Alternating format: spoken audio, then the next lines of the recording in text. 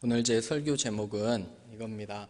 질서 속에서 아름다운 교회, An Orderly and Harmonious Church. 질서 속에서 아름다운 교회. 우리 한번 같이 읽어봅니다. 시작. 질서 속에서 아름다운 교회. 질서 속에서 아름다운 교회.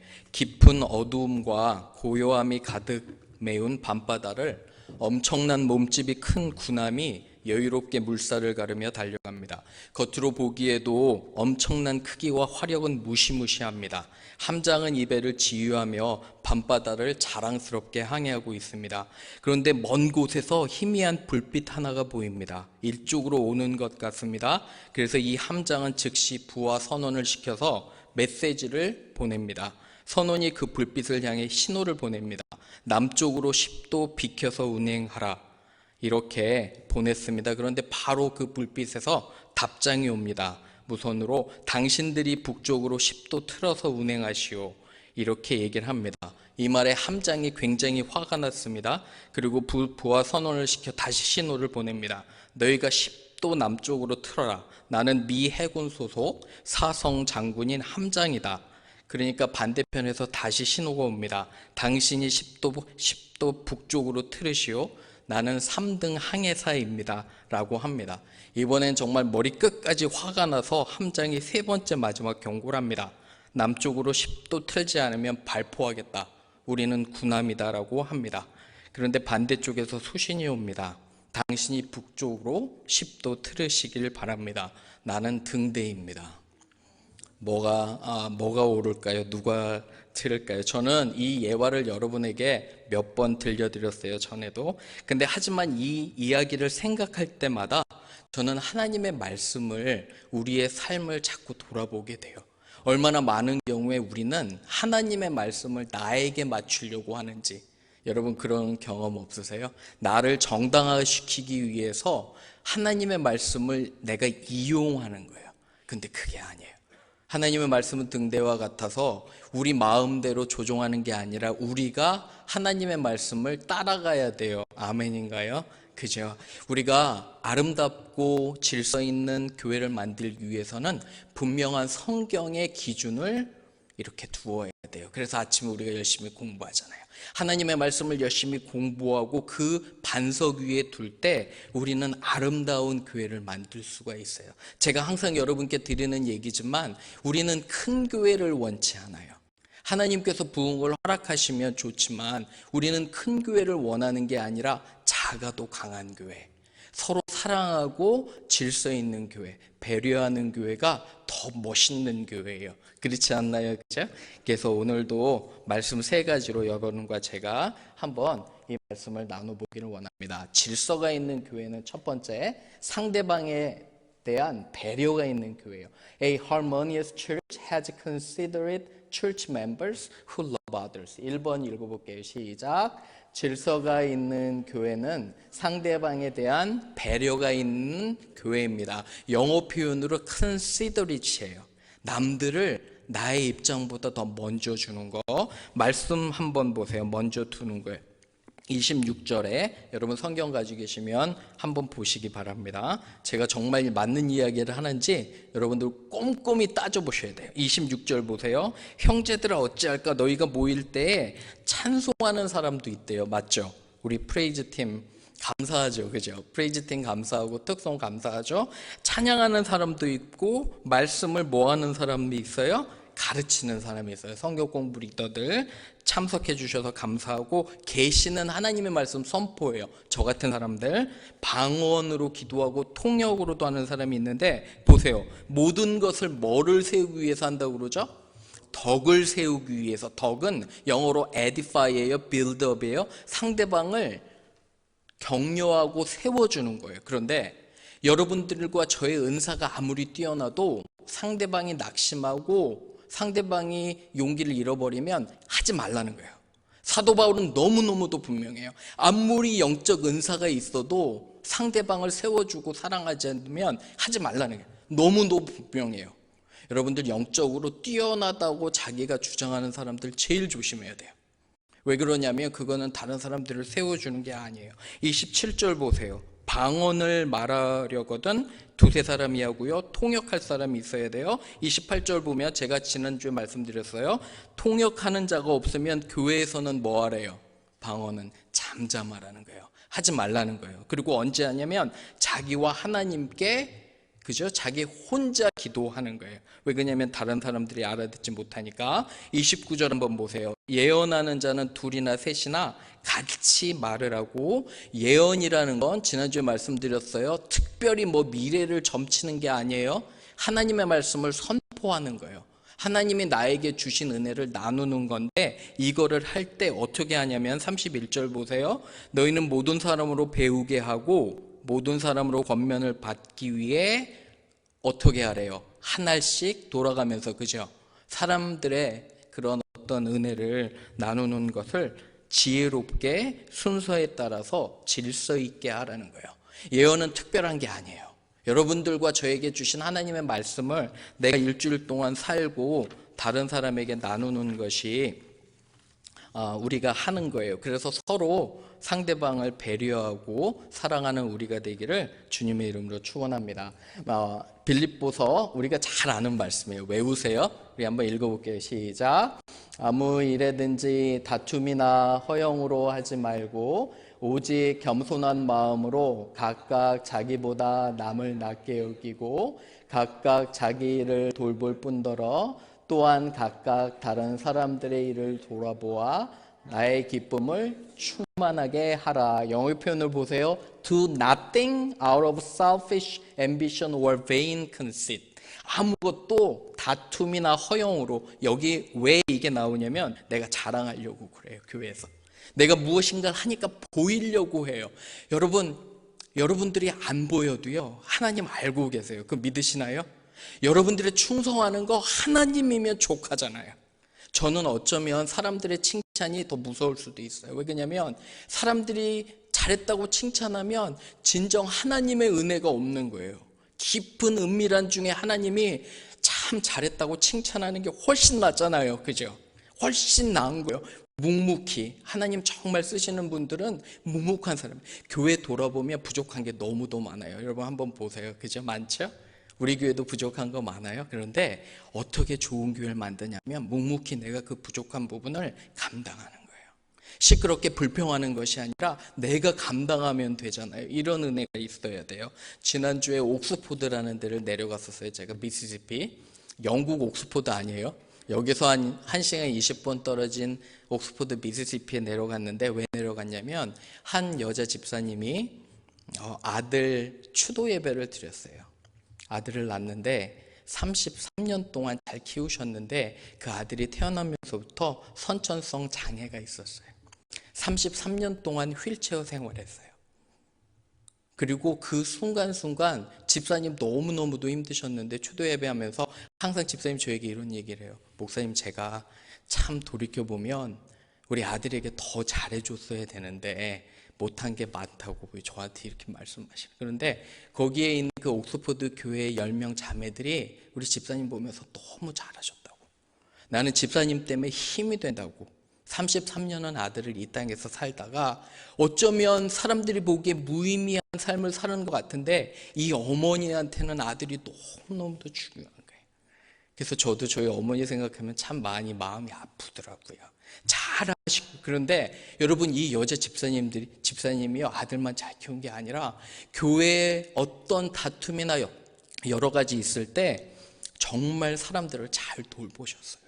그래서 이 교회가 서가는 것을 보게 돼요. 저는 여러분들의 삶이, 여러분들이 별로 그렇게 막 세상적으로 뛰어나지 않아도 내 옆에 사람 잘 돌보고 우리 교회 서로 사랑하는 여러분 되기를 주님의 이름으로 축원합니다. 아멘. 두 번째 볼게요. 두 번째는 질서가 있는 교회는 가정의 화목부터 시작하는 거예요. A harmonious church begins with a loving family. 우리 2번 읽어볼게요. 시작. 질서가 있는 교회는 가정의 화목으로부터 시작합니다. 말씀 한번 보세요. 말씀 34절에 여자는 교회에서 잠잠하라. 제가 이런 얘기를 우리 딸에게 하면 무슨 아빠는 조선시대 사람이고 매일 셔비니스틱한 사람이고 무슨 말도 안 되는 얘기를 하냐고 당장 공격해요. 그죠? 제 제너레이션 우리 청년들도 있는데 청년들한테 얘기를 하면 말도 안 되는 얘기예요. 그래서 배경을 잘 알아야 돼요. 여러분 밑에 보시면 35절에 무엇을 배우려거든 집에서 남편과 먼저 상의하라는 거예요. 그러니까 여기서 여인들은 모두 다 여자들을 지칭하는 게 아니에요. 누구예요? 아내들을 얘기를 하는 거예요. 아내들. 왜 그러냐면 집에 가서 남편과 충분히 뭐 하고요? 상의하고 물어보고 교회 리더십한테 얘기하는 거예요. 결단코 여러분들 가정 안에 먼저 대화가 있고 사랑이 있고 그래야지 가정이 건강해야 어디가 건강해요? 교회가 건강한 거예요. 맞나요? 그죠? 가정이 건강해야지 교회가 건강하기 때문에 집에서 충분히 합일점을 찾으셔야 돼요. 여러분들 목회자가 월요일 날 뭐 하는지 아세요? 혹시 궁금하지 않으세요? 목회자 중에 많은 사람들이 이제 주일날 설교를 잘 못했다고 자기가 느껴지면 낚시를 간대요. 세상에 모든 허무함이 몰려오는 거예요, 월요일날. 그래서 어떤 목사님 낚시 가서 하루 종일 낚시하고 있어요. 내가 왜 그거밖에 안 됐을까? 저도 낚시하러 가고 싶을 때가 많아요. 설교뿐만 아니라 여러 가지로 스트레스가 되잖아요. 가끔씩 남자들 낚시하러 간다면 이해하세요. 얼마나 많은 고민이 있길래 뭐 그러는데 어쨌든 이래요. 근데 제가 감사한 건 제가 이제 가면 저희 아내가 항상 저 설교에 대해서 모니터도 해주고 가르쳐줘요. 피드백도 해주고. 아내가 해줘야 되잖아요, 저도. 근데 어느 때는 너무 상심이 돼갖고 앞으로 설교 얘기할 때 장점 먼저 얘기하라고.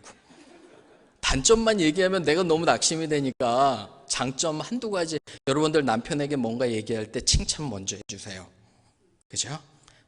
잘못한 거 먼저 얘기하시면 무서워요. 눈빛만 봐도 남편들은 무서워요. 그러지 마시고 아내에게, 그죠? 아내들 잘 들으세요. 먼저 격려해 주세요. 칭찬을 한 다음에 본론으로 들어가면 되잖아요. 그죠? 우리 아내도 그래요, 요새. 그래서 장점 꼭 한두 가지 하고 단점은 하나만. 한 주에 하나만 해달라고 제가 이렇게 얘기해요. 우리 가정이 먼저 잘 서야 돼요. 서로 사랑하고 존중하고 그래야지 교회로 그 문제가 가져와지지가 않아요. 가정에 평안함이 있어야 돼요. 하나님 주신 말씀 에베소서 5장 21절 25절 읽어봅니다. 시작. 여러분은 그리스도를 두려워하는 마음으로 서로 순종하십시오. 교회가 그리스도께 순종하듯이 아내도 모든 일에 남편에게 순종해야 합니다. 남편 된 여러분, 아내를 사랑하기를 그리스도께서 교회를 사랑하셔서 교회를 위하여 자신을 내주심같이 하십시오. 첫 번째 문장이 아주 중요해요. 여러분 잘 보세요. 여기 보면 여러분은 그리스도를 두려워하는 마음으로 서로 순종하라는 거예요. 여자만 순종하는 거 아니에요. 잘 들으셔야 돼요. 남자만 순종하는 거 아니에요.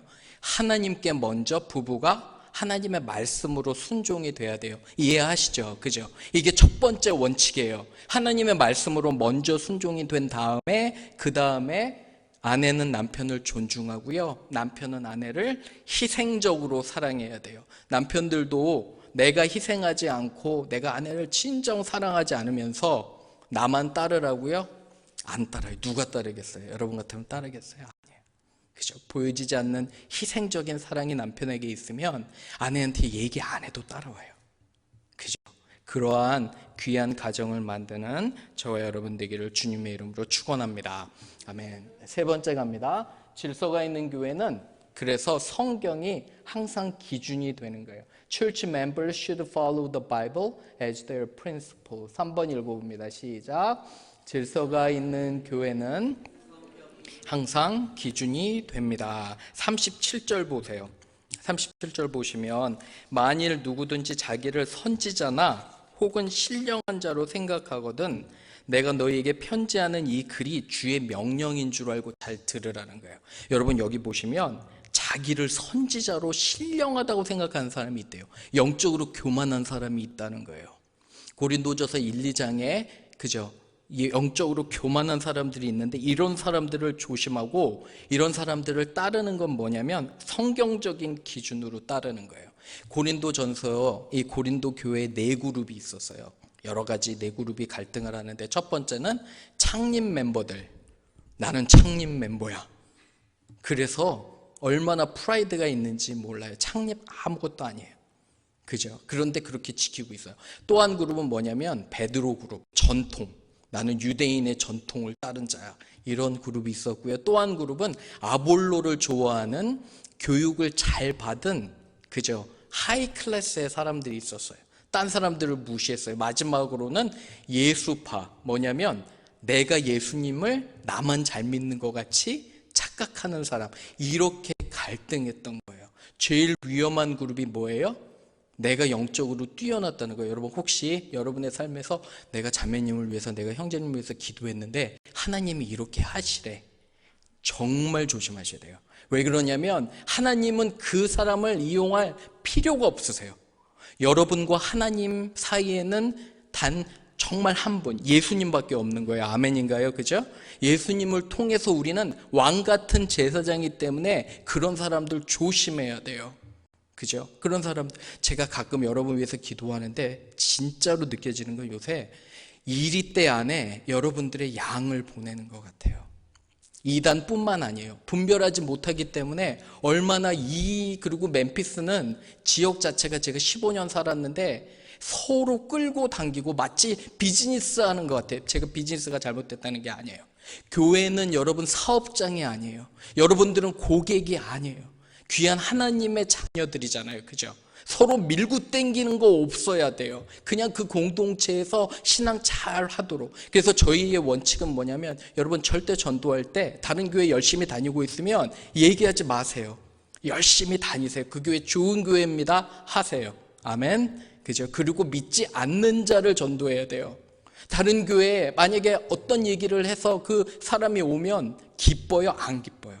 그 교회 목사님이 얼마나 마음이 아플 거고 그 교회 성도들이 얼마나 마음이 아플 거고 그 교회를 위해서 기도했던 수많은 사람들이 얼마나 마음이 아픈데 그런 얘기를 해요. 그런 얘기를 하면 안 되잖아요. 그죠? 그래서 저도 마찬가지예요. 여러분들에게 원하는 건 그런 사람을 전도하는 게 아니에요. 다른 교회 다니면 열심히 다니시라고 하고 우리는 믿지 않는 자들을 전도해요. 맞나요? 그죠? 그렇게 하시기를 주님의 이름으로 부탁을 드립니다. 디모데 후서 2장이에요. 한번 읽을게요. 시작. 모든 성경은 하나님의 감동으로 된 것으로 교훈과 책망과 바르게 함과 의로 교육하기에 유익하니 이는 하나님의 사람으로 온전하게 하며 모든 선한 일을 행할 능력을 갖추게 하려 함이라. All scripture is God breathed. 하나님이 영감으로 주신 거예요. Useful for teaching, rebuking, correcting, training in righteousness so that the man of God may be thoroughly equipped for every good work. 저는 이 말씀이 너무 좋아요. 성경은 충분한 거예요. 교훈과 책망과 바르게 함과 의로 교육하기 유익하는데 여러분들을 성경이 온전한 사람으로 만들어 준대요. 제가 아침에 열심히 카톡 보내고 있어요. 아가서 좀 이상하죠. 그죠? 성경에 무슨 이런 말씀이 있나 여러분 하실 거예요. 사랑에 대한 말씀이에요. 그죠? 부부에 대한 사랑의 말씀인데 그것도 굉장히 귀한 말씀이잖아요. 그죠? 그래서 매일매일 내가 말씀과 기도로 나아가야 돼요. 사랑하는 우리 성도님 정말 서로 귀해요. 우리 옆에 분에게 한번 해볼까요? 당신은 정말 귀한 사람입니다. 한번 해보세요. 당신은 정말 귀한 사람입니다. 여러분 하나님께서 여러분 옆에 그 사람을 묶어주신 걸 믿으시나요? 그죠? 우연이 아니에요. 그죠? 묶어주셨잖아요. 그러면 사랑하고 섬겨야 됨을 고백합니다. 이런 은혜가 있는 저와 여러분 되기를 주님의 이름으로 축원합니다. 아멘. 우리